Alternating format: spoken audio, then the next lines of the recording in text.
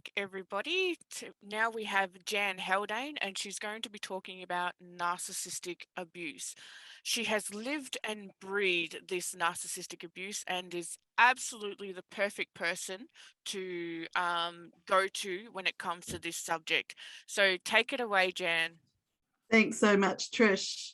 So I'm just going to share my screen with you now. Now, can everybody see that? Just give me a thumbs up or a head nod. Yep, awesome. Thanks, Megan.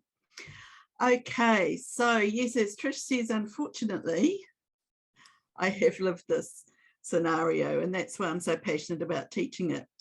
So I'm Jan Haldane, and I'm from the little town of Waihi in New Zealand. And I am a hypnotherapist and a coach, and also a trainer of hypnotherapists and coaches with about 6,500 students in 144 countries all around the world.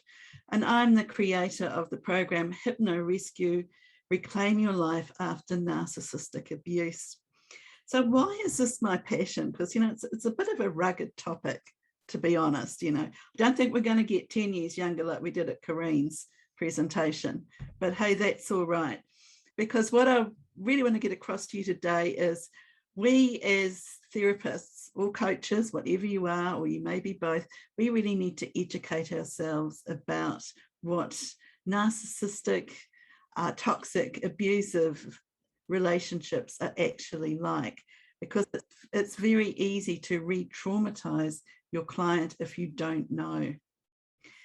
And years ago, when I was actually working as a coach rather than a hypnotherapist, I used to have clients come to me, and they might come to me for weight or something else, but the presenting problem wasn't their relationship. And I would take them back kind of on a timeline, not timeline therapy, but on a coaching sheet that I gave them. And I'd get them to take it home and fill out, you know, when were the times that they put on weight, and what was happening in their lives. And then I was just blown away by some of the things that were happening. And so gradually I shifted my focus away from weight and into relationships. And I did a lot of training as a relationship coach, which is also something that I teach. And I found, you know, there's a huge difference between coming out of a relationship, any relationship, and coming out of a relationship with someone who has narcissistic traits, or is toxic, or is antagonistic, or combative, or difficult, whatever kind of label you want to give them. So another thing that I also want to get across is we do not diagnose. So we can't diagnose anyone as a narcissist.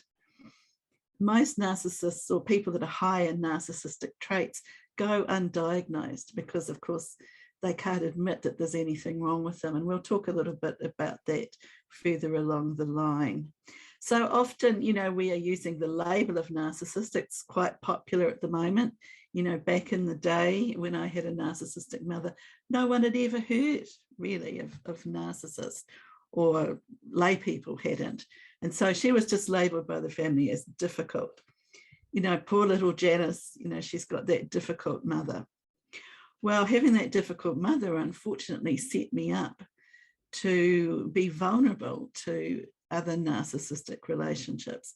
And of course, you know, as therapists, we know that it often happens in childhood. So another point I want to get across is that most of the clients that come to me for this issue, and there's been many of them over the years, are women. But, and I know there's a few guys watching this presentation, there are a lot of guys out there who are hurting. They're in narcissistic relationships. I'm just going to use that word as the label today. They're in narcissistic relationships and they've got no one to talk to because, you know, women have often got their girlfriends. Guys have got nobody. So if you're a guy and you're watching this presentation, you could help so many men, honestly you could, who are suffering terribly. Okay, so let's have a look at what it is. Just see if I can get this going. Awesome. So what is narcissistic abuse? Well, now with abuse, I'll just tell you a little story about me when I was younger. I was in a narcissistic relationship, or a difficult relationship, as I thought about it then. I went along to a counsellor. Luckily, she knew a bit about it, because she said to me, "You're being abused," I said to her. And I was, probably 30 or something like that. And I was like, "No, I'm not. I'm not being hit. I'm not being abused." And she said, "Yes, you are." And she started explaining it to me. So oftentimes it's not even, there's no physical abuse present. There may be veiled threats or references to it, but it's not just about physical abuse. So it's verbal abuse, psychological abuse, gaslighting, trying to get someone to believe that they're crazy, emotional abuse, of course, as I said, maybe physical abuse, financial abuse. Absolutely, that's a huge one.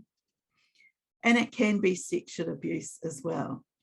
So your client might be coming to you out of one of these relationships, and they are carrying so much trauma, and you want to help them, not re-traumatize them. So let's move this on. So narcissism is a personality disorder, and of course it can be diagnosed, but not by us. So this is the general sort of definition of narcissism. And, some of these might ring a bell, because, of course, while I'm focusing in here on intimate partner relationships today, of course, we can have narcissists in our lives in other ways, such as in the workplace, such as in the family. Unfortunately, there's plenty of people around with narcissistic traits. So grandiosity, of course, and you can think of, some flamboyant characters. What comes to mind, and I mean no disrespect whatsoever to any of our US attendees, is Donald Trump. He's very grandiose. They have fixation on fantasies of power, success, intelligence, attractiveness. The self-perception of being unique, superior, and associated with high status people and institutions. Now, all narcissists need continual admiration from other people. They all have a sense of entitlement to special treatment, and they all expect to be obeyed. But some of them are covert, and we're going to talk about that. They're very good at exploiting others, so they have an agenda. So you could be going into this relationship thinking that, oh, this person is the most amazing person in the world. But underneath it all, they've got an agenda for you, but you don't know what it is yet, but you'll find out. Empathy is not something that they are very good at. They're not empathetic. They're very low in emotional intelligence. They have intense envy of others. And they believe that others are envious of them, but a lot of the time they're actually not. But this intense envy is beyond what you may think. We may envy people for a few different things, but they could envy someone for like everything. And here's when they constantly demean, bully, and belittle others. Well, if you are their partner, then that is you on the receiving end of that behavior. So now today I've only got a short time to talk, so I'm trying to put it in a nutshell. So I'll just tell you now, I'll take questions at the end, just so that I can get through this, because I want to give you an education. So we have the overt narcissist, who basically was described in the previous slide. Extrovert, exhibitionist, overly confident. They want to be envied. They can be aggressive, aggressive business people, very successful sometimes business people, aggressive, abrasive, overly competitive. Narcissists are extremely competitive. Everything, every single thing just about in life to them is a competition. And sometimes, you can't get your head around it. But these are the ones that are really scary, actually. And they are the covert narcissists. They're often introverted. They appear to be humble or meek. They can be neurotic. They can be very negative. pathologically jealous. Now, we were talking about envy before, but this is like to the nth degree of being pathologically jealous of anything that you have, that you do, friends, animals, anything. And they have a very malignant intuition. You know, they can hone in on people's weaknesses or what they perceive to be weaknesses. Now, we may not perceive it to be a weakness, but you know, they love to hone in on kind people. Narcissists love kind people because kind people are going to give them the attention that they need. Now, being kind is not a weakness, and being an empath is actually a superpower. It's not a weakness, but to a narcissist, it is. So what causes, you know, how does someone actually become a narcissist? And you've probably heard the phrase, you know, hurt people, hurt people. Well, no, not really, because that's a choice. So many of us in our lives have been hurt in one way or another. But that doesn't mean that we want to turn around and hurt and exploit other people. Quite often we turn into the people that help other people because we have that empathy and that actually lived experience of what other people are going through at the moment. So it's not just hurt people, hurt people. So what happens? So often when they're children, this stems from childhood, they're in an environment that really is not working for them. They're mismatched with their environment. Now, normally it's excessive adoration, it's excessive criticism. So, and we're going to talk about this a little bit later. You can have the scapegoat of the family and you can have the golden child. So the scapegoat can do nothing right and the golden child can do nothing wrong. So either one of those people in the family could become a narcissist. And of course, how they start off, it's they're trying to survive in this family. So they start to create their defenses, their emotional armor, which is totally understandable. And from there, they find out that perhaps behaving in certain ways is a winning formula for survival. Now, genetics, inherited characteristics, well, that can be part of it. I have not really seen that personally myself, but I've certainly heard that can be so. Neurobiology, the connection between the brain, behavior, and thinking. So that's probably a little bit of what I was saying before, is that, you know, hurt people hurt people. And some hurt people say, I'm not going to hurt other people. I'm going to be the absolute opposite of that narcissistic parent I had and not treat people like that. And other people, the connection in their brain goes, I'm going to be like that. Because, and of course, with human behavior, I'm going to be like that because I'm going to get something from it. So, contrary to some popular belief, insecurity is at the core of the narcissistic persona. So they're hypersensitive. Of course, they can be grandiose. They have a great sense of entitlement, extremely superficial, wanting continual validation, can be amazingly arrogant, fly into a narcissistic rage, manipulate, exploit, lack of empathy, as we've said, need for control, need for total control at all costs. Very contemptuous, and of course, intense envy and jealousy. And so a narcissist can also be described as high conflict, toxic, difficult, or antagonistic. And someone else gave me another word last week, which I think was combative. So really, a narcissist is a fragile tyrant. They're always defensive because they're protecting this insecure ego. So therefore, they can't be wrong. They just cannot be seen to be wrong. They must be either the hero or the victim. And that's really hard, you know, when you've got someone coming out of a relationship and the ex-partner can't accept any responsibility. So they've got to be either the hero or the victim. So things are going to be quite ugly. Now, shame is a key dynamic for all narcissists. They carry a heap of shame.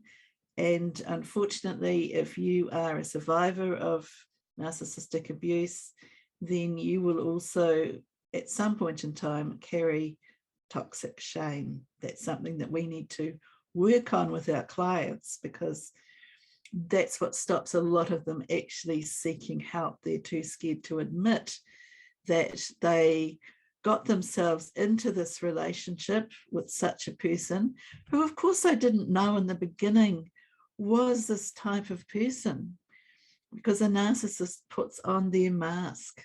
Now, I'm not talking about the mask we're using at the moment. They put on their mask and essentially present a false persona to the person that they are grooming to be their next victim. So that is very hard, because I've had a lot of high-powered professional women in my office, and they find it very hard to admit that someone who perhaps could be CEO of a huge company is so powerful in the workplace, but at home is under the total control, basically, or has been under the total control of this tyrant.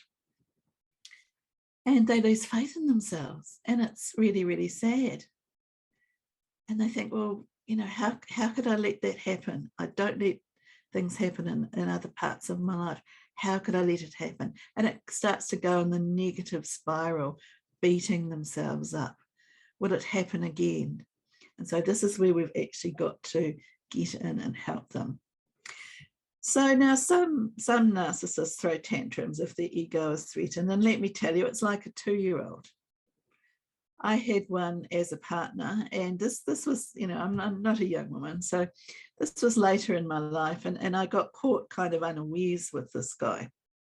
I should have known better, absolutely should have, but I didn't see through him quick enough.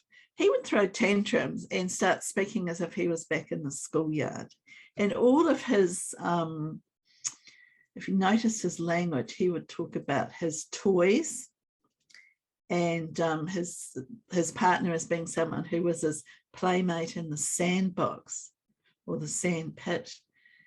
And so everything was way back there in the childhood, but yeah, just throw tantrums. And so you were actually speaking to the child. For those of us that know in a child work, you're actually dealing there with the child. It's quite incredible. So there's a bit of inner child work in my program. Of course, the grandiose, they think they're king of the world, and the inferior, or the coverts, their thought is, why can't they see that I should be king? And so they project all their negative traits onto their victim. So if you're their partner, they start projecting all this negativity onto you that has got absolutely nothing to do with you.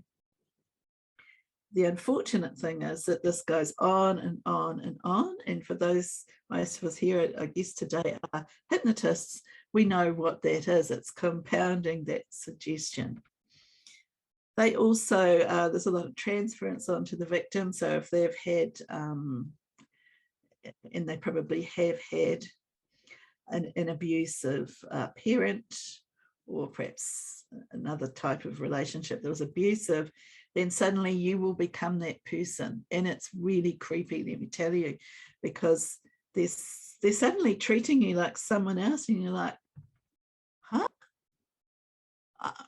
What are you talking about? Who are you talking to? That's not me. But, you know, that's what's in their mind. So with the coverts, the humility and the meekness is a facade. It's not really who they are. And as I say, they are the more creepy ones, because with the overts, you can see that they're very grandiose and bombastic, and you can kind of pick up on them quicker. Coverts are scary. And all of them, absolutely all of them, are a huge energy drain. I mean, you will just be worn out, energetically worn out. So let's have a look here at scapegoating. So the overts look for someone lower on the social hierarchy to bring down and totally humiliate. And the coverts look for someone higher on the social hierarchy to sabotage. And I mean, that can be sabotage your business, it can be sabotage your job, all sorts of things, to bring down and to ultimately humiliate. So you can see that the common word there is humiliate. That's what they're looking to do.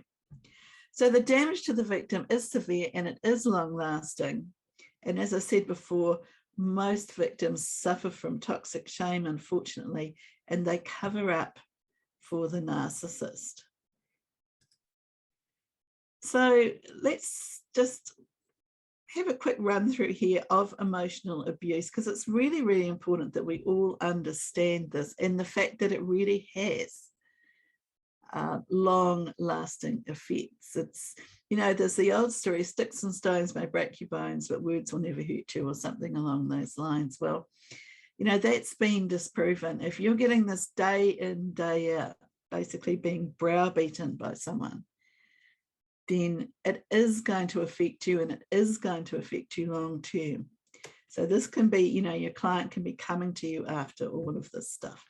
So of course there's weapons, that's not all the time, but I've had clients that have been threatened with weapons. And for those of you in the USA, in New Zealand, that's not a thing that is very common at all. Withholding affection, of course, that can happen in any relationship, but it still is emotional abuse. It's the insults, the continuous criticism, calling names. Again, sometimes it goes back to the playground. I mean, it's just amazing when you actually sit and analyze it. This is a big one: trapping a partner at home or preventing them from leaving. Threatening to hurt children, pets, or other members of a partner's family. Demanding to know where their partner is every minute. Now, I've heard of it. This certainly hasn't happened to me, but I have heard of a partner checking the petrol gauge on the car and making calculations about where someone has been. Isolation is a huge thing. If they can get you or your client away from friends and family, then they've got a much better chance of dominating. So a lot of the jealous, possessive behaviours, destruction of a partner's property, gaslighting, of course, from the, I think it was 1944 movie with Ingrid Bergman and Charles Boyer, where the husband tries to make the wife believe she's going mad by dimming the gas lights. And so that's where the term gaslighting comes from. Of course, monitoring where a partner goes, who they call, who they spend time with. They don't actually like you spending time with anyone. Accusations of cheating is very common because they are often serial cheaters, but of course they'll project that onto someone who's never ever thought of cheating in their lives. Jealousy of outside relationships. Now, this could be any sort of relationship. We're not talking about cheating here. We're talking about a client I had. She went to the UK, I think, to visit some family. She is British, and she met a guy over there who she'd known, I think perhaps had been an old boyfriend. Anyway, many years ago, they got back together. He came to New Zealand, he moved into her house, and then he took over. Now, she's, quite a powerful woman, but he took over, and she can't even have her children and grandchildren in her own house. She has to meet them in cafes because he refuses to have them in, because he doesn't like them for some reason, and there's always going to be a reason. So attempting to control a partner's appearance, the length of your hair, what you wear, etc. Now, sometimes it's cheating to prove that they are more desirable than a partner.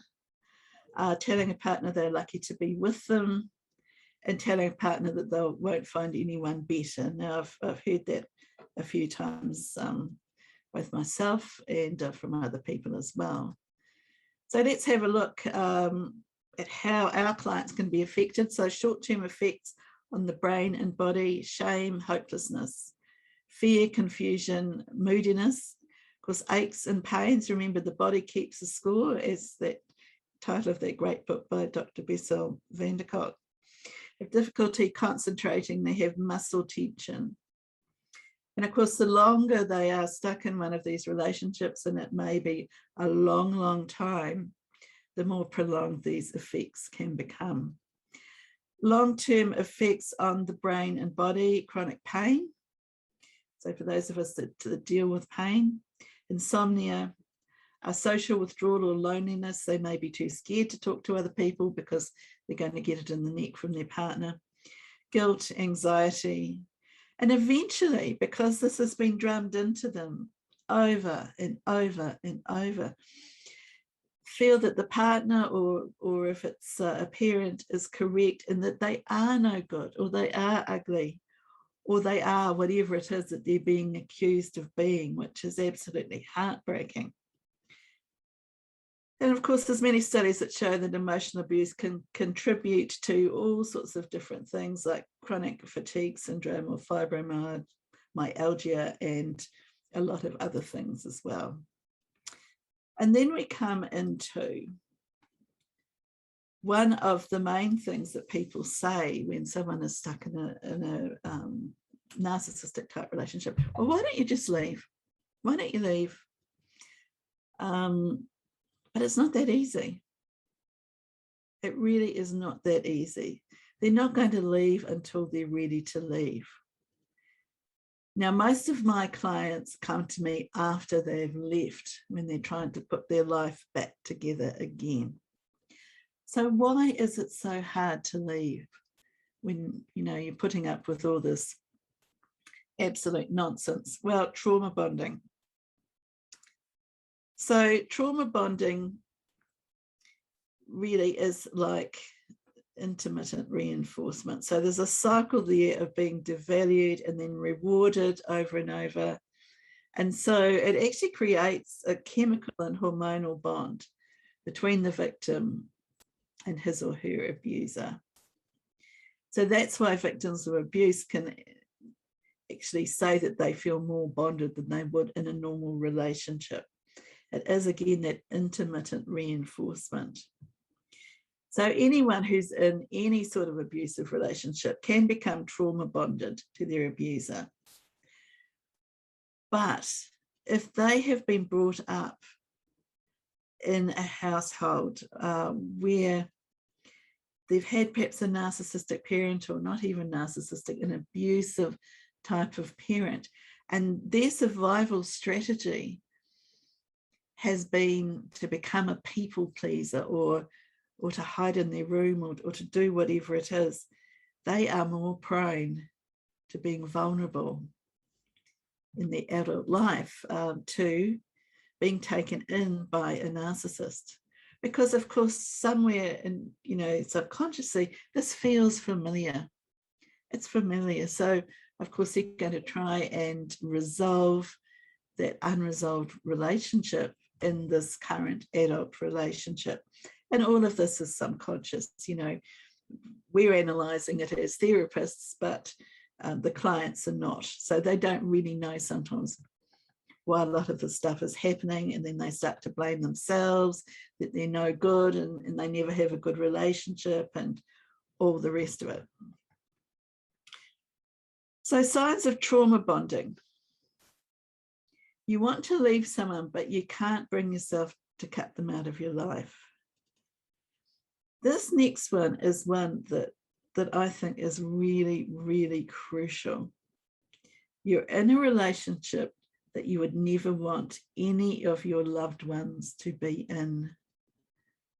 So that is really saying that you know how bad the relationship is. You wouldn't wish it on anybody, but you're staying. So now the person may have some characteristics that remind you of a toxic parent or other caregiver. So, you know, there's always a bit of a joke that goes around, well, you've married your father or your mother. It's actually true. And this is why. You find yourself trying to get back to the past. So, of course, what happens is there is a cycle of abusive relationships. So in the beginning, so it goes idealize, devalue, and discard, IDD. So in the beginning, you're in the idealize phase. So of course you want to get back to the past. Where's that person that I fell in love with? That lovely guy, that lovely woman, you know, who made these extravagant gestures and bought me presents, and God, it was the best sex I ever had in my life, and, you know, all these things. But of course, that was the false persona. But it's very hard when you don't understand that that is the false persona. Because you think, well, hang on a minute, that's not the person I fell in love with. So, yeah. So you're justifying behavior that you know is wrong. Now, this happens so much. Their behavior gets out of hand, you know, they start treating, let's say, your family badly or something like that, or trying to isolate you, and you're making excuses for them. And so that's what happens. You end up making excuses for them, justifying them. And you know that it's wrong. But again, it's a survival strategy, because it's the only way you can actually manage to survive in one of these relationships. So let's have a look here at the narcissistic relationship cycle. And I do apologize for the quality of the text on this slide here. It's not great, but this is similar to IDD. This is one is IDR and D. So in the beginning, idealization, so love bombing, you know, they're just the most attentive people. They rush into intimacy and they put their victim on a pedestal. Now, it's a long way to fall off a pedestal.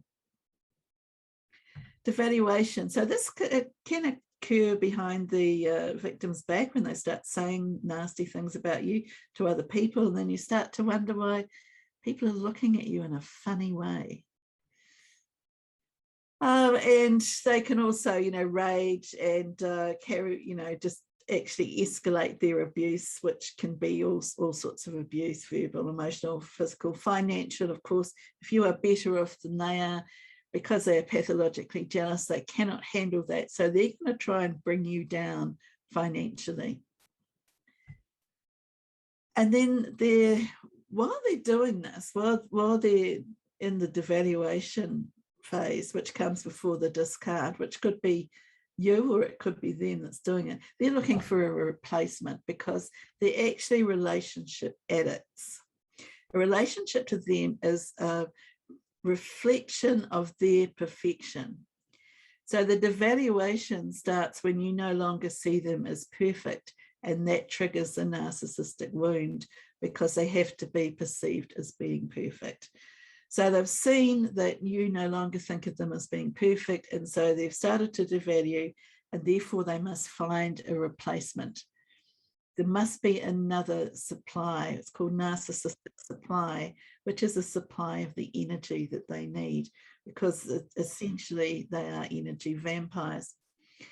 So replacement, so they find someone else, and then they might start cheating with them. They'll definitely start triangulating the relationship with someone else, or it might be with work, but you know, they'll start putting pressure on by doing that.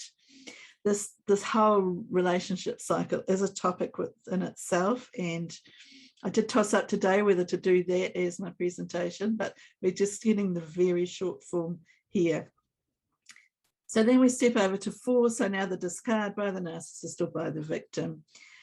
And then, do you think they're going to let you go? No. Does a cat let the mouse go? No. So they're going to try and get you somehow back into their life.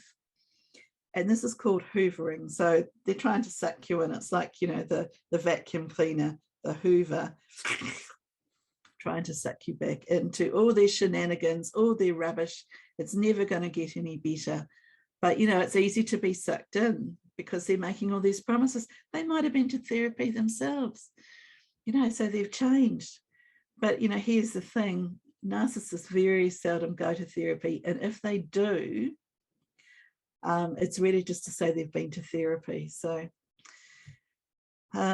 yeah, probably not a lot's happened, but it sounds good. They can talk a really good game. So in between here, we have grey rock. So grey rock is when perhaps you have to have some contact with them. Let's say you've got a shared arrangement with kids or something like that. So all you really do is be like a grey rock. You only answer the questions that are asked. You never tell anything more than that. You're just behaving really like a grey rock.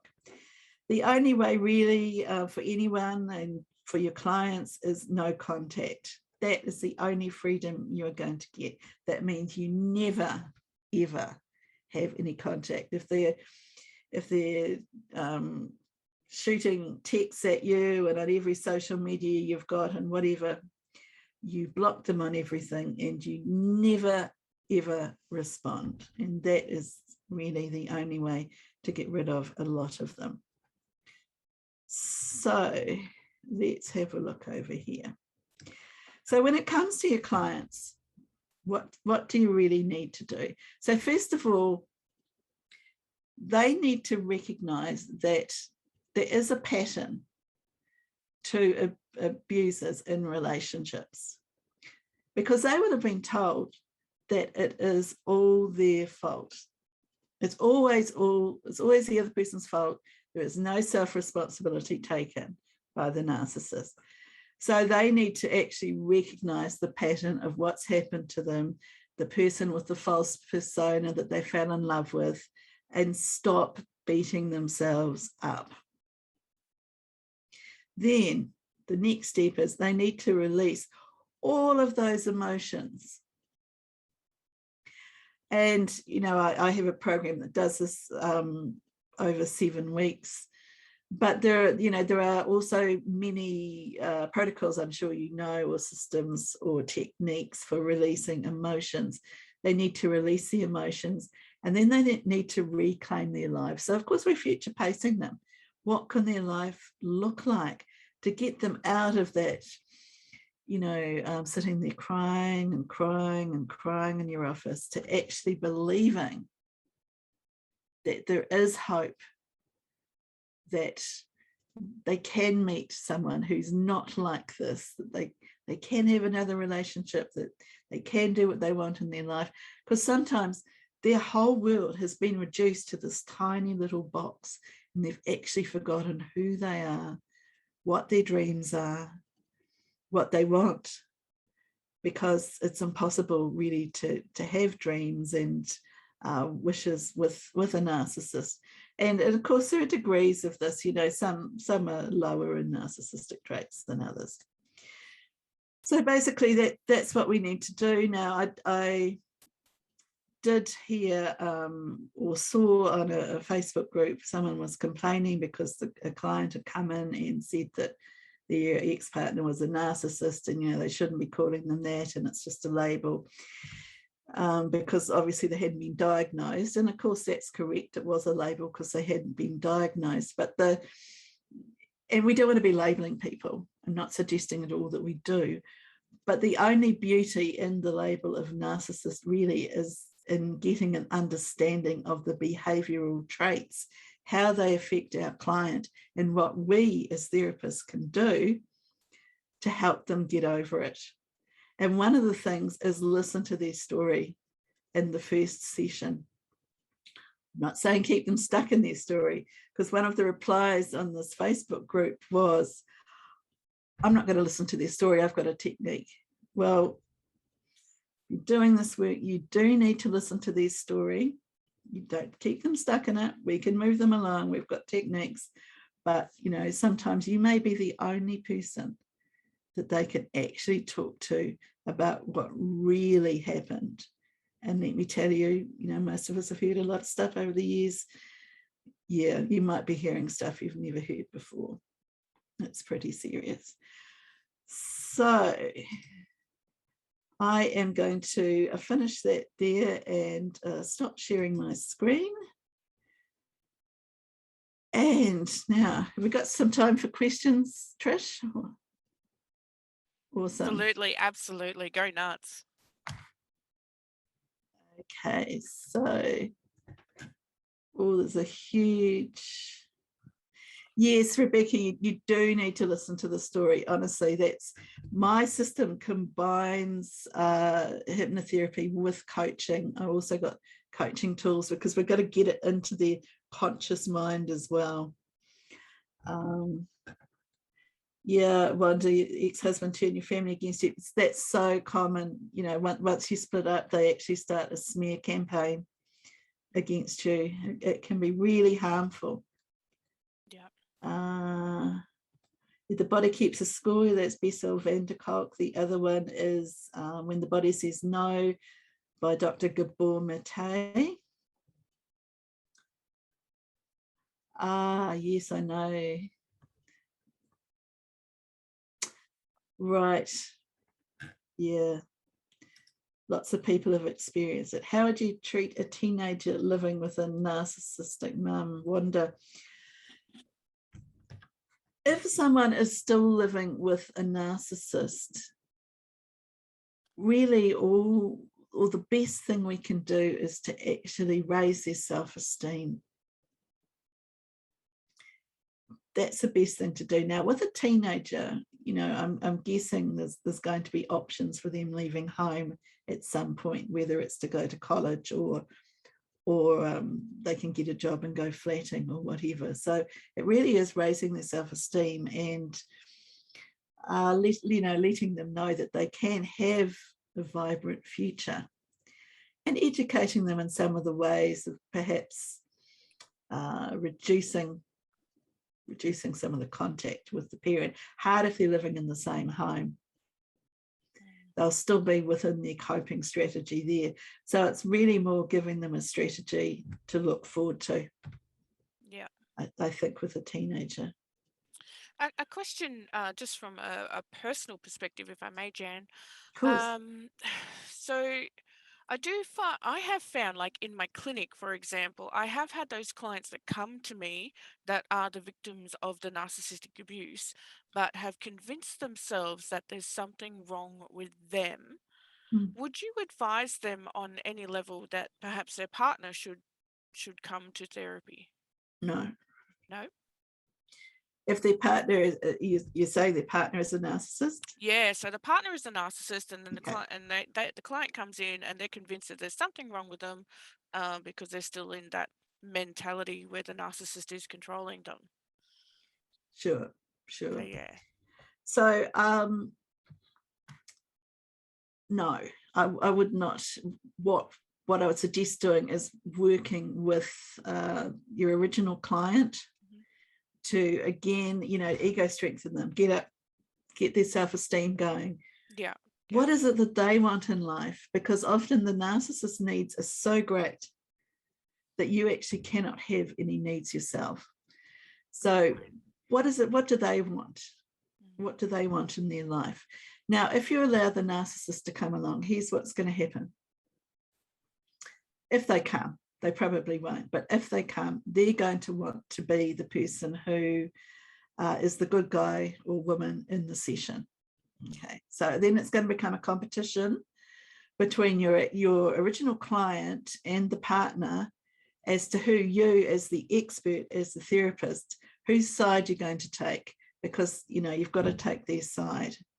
So it's not totally impossible to work with a narcissist who wants to change, but it's very unusual that they will want to change, and they will manipulate.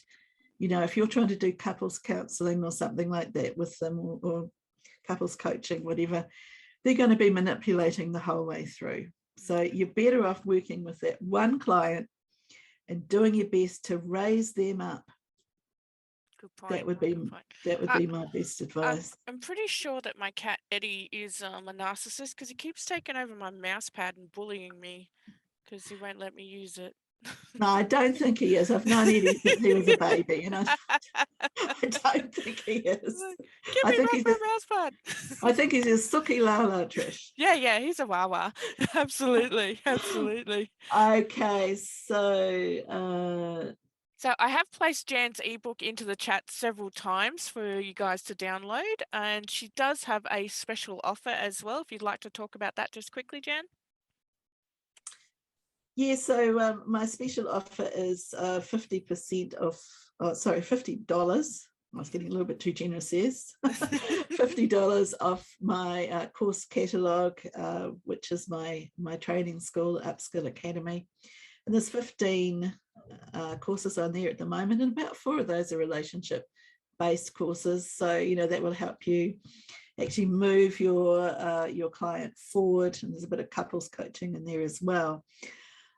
So that's what I'm offering now. 13 of the 15 courses are certification courses, and the other 2 are not, but particularly the one called Create an Amazing Relationship is a very good one for, well, both coaches and hypnotists actually to have, because there's lots and lots of coaching tools in there for moving someone who's ready to go into the next relationship. Thank you for that, Jan. So we just have a quick question from Neil as well before we go to the next room. Sure. Hi there. Good morning. How are you? Hi. Good. Excellent. Wonderful information. Thanks for that, Jan. I have it's a personal dilemma, really. Personal question from my wife and myself. Yeah. My mother is living with a narcissist, and she's been with him for 30 years. Mm-hmm. We have a 2-year-old son, and one of the ways which we've tried to raise her self-esteem is let her look after her son a couple of days a week. Okay. But we don't really want our son being around this man. What is the best way to manage the situation? Okay, so Neil, so your son is actually going into her home, yeah, to be looked after. Okay, so you could possibly reverse that where she came into your home so that your son was in his own atmosphere, you know, in his own home. So when your son goes to her home, this guy is there all the time, is he? Yeah, absolutely. Yeah. So yeah, get him out of that environment if you can, would be my advice. I mean, at the end of the day, you know, she's been with him 30 years. Is she going to leave? There's probably a lot of there'll be a lot of reasons. There'll be trauma bonding, but there may also be, you know, financial reasons once you get older. Oh, absolutely. It's a very complicated situation. And it's a situation which you see the complexity of the narcissistic personality and the hold that the person can have over the people in the immediate family. Do what's best for your son. Absolutely. I mean, you know, I kind of had to condense this down today, but there's so many things. And the thing is that, you know, the difference you get, like, say, if you get a client who's come out of a relationship, now they're hurt, you know, it's never fun coming out of a relationship. But that is a different thing to coming out of a relationship with a narcissist, because you don't know what rubbish has gone on and what rubbish they're going to do and what smear campaign they're going to run and how they're going to use the children as pawns in the game. Exactly. Yeah, so protect your son. Exactly. And they also have just to give you an overview as well, which repeats what you said about the learned behavior, and their own son has been kept under the thumb as well. 30 years old, stuck at home, no education, no self-esteem, completely under the thumb. And we've tried to look for solutions. And when I saw your workshop, I thought, fantastic, brilliant. That's a wonderful idea. Reach out to Jan further on Facebook and stuff. Like, she's an absolute wealth of knowledge. She's fantastic. So, yeah. All right, guys. So we can jump over to the next room. So you jump back into the Australian Hypnosis Conference speakers area. Up next, we have Franchelle Osofsky-Weiber, and she's talking about esoteric hypnosis, bringing spirituality back. Okay, guys. I will catch you in the next room. We'll be on in the hour. See ya. Bye, everyone. Jan, thank you.